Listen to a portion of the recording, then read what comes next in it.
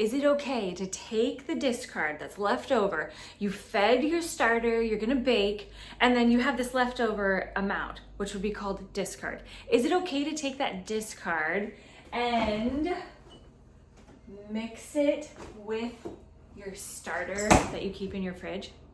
Yes, it's okay. Here's why.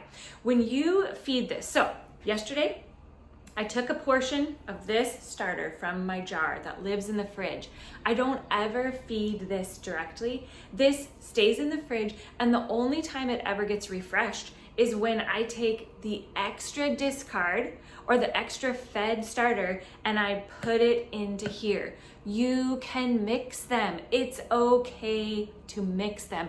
And actually, it helps this starter be stronger. It gives it more flavor. And here's the perk. The more that you consistently bake, the more that you're consistently feeding batches of starter and then putting bits of this back into the jar, the stronger your starter is going to be and the better your bread is going to be. You're gonna get better rise. Your crust is gonna be better. The flavor is gonna be better. And here's the cool thing, you will never run out of starter. So that very small amount, like sometimes this jar gets really, really low, so then I feed extra when I'm gonna go bake so that I can just replenish it. But this jar will literally never run out. It's why people can say, my starter's 100 years old. Well, the original part of it started 100 years ago, and then it's been fed and refed and refed, and that's what makes a mature starter. So if somebody says, oh, is your starter mature? You can think, well, how old was the original one that I got? Or maybe you started yours yourself. So then think back, well, okay, if you started it yourself, when did you start it? 6 months ago? A year ago? That is how old your starter would be. But you don't have to have all of these extra jars. You can combine them. Now, here are a few reasons why I wouldn't combine them. Let's say I fed my starter and it sat out on the counter. And then life happened and I forgot about it and it sat on the counter for multiple days. I would not put it into my main jar. When your starter sits out at room temperature, it is open to all of the elements. It's active, it's alive, it's getting the like wild yeast that's in the air, which I know sounds crazy, but it's true. And it has the possibility of starting to like mold and get bad bacteria. And that is when you would start to get like funky, gross smells. Okay, so that's one reason I would not add that into my main starter jar. If it had sat out for a really long time, I would throw it away. I'd be bummed because it's a little wasteful, but throw it away. Put it in your compost. If you have compost, if you have chickens, I've heard chickens love it too.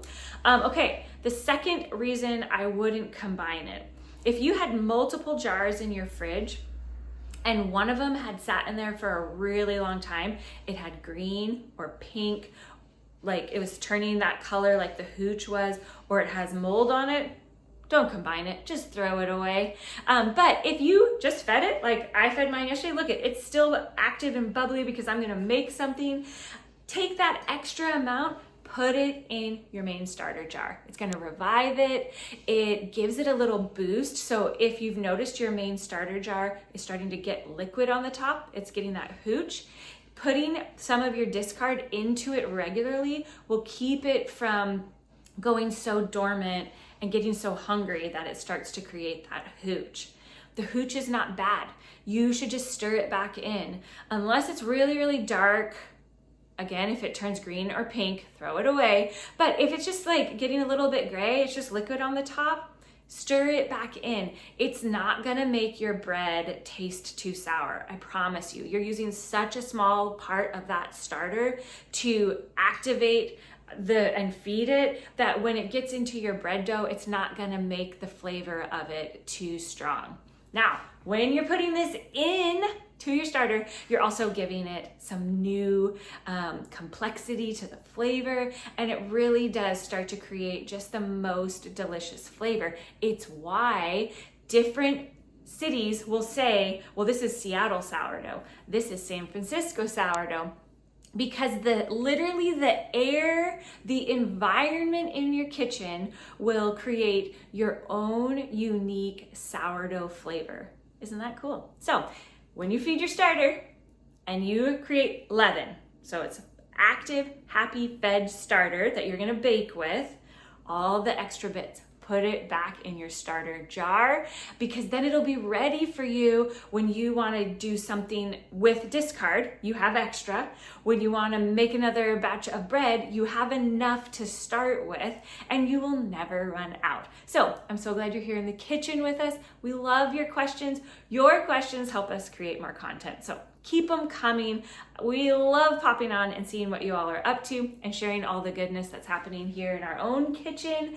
And ooh, we have some fun to come. Right now, it's the fall here. I don't know when you're watching the video, but we have all sorts of fun fall stuff coming up. So dive into the whole sourdough playlist. We're putting the link to that below. Plus, I'm gonna put the link to another video for you. That's 4 easy ways to know that your starter is ready to bake with.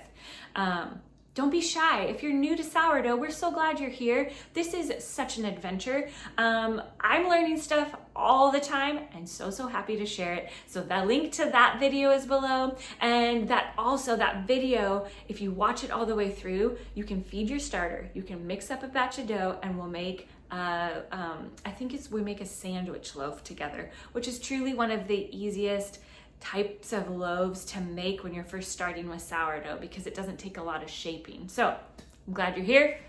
Go get that jar. Don't ditch that extra discard. Throw it back in with your starter. Mix it up. It'll be a happy party in there.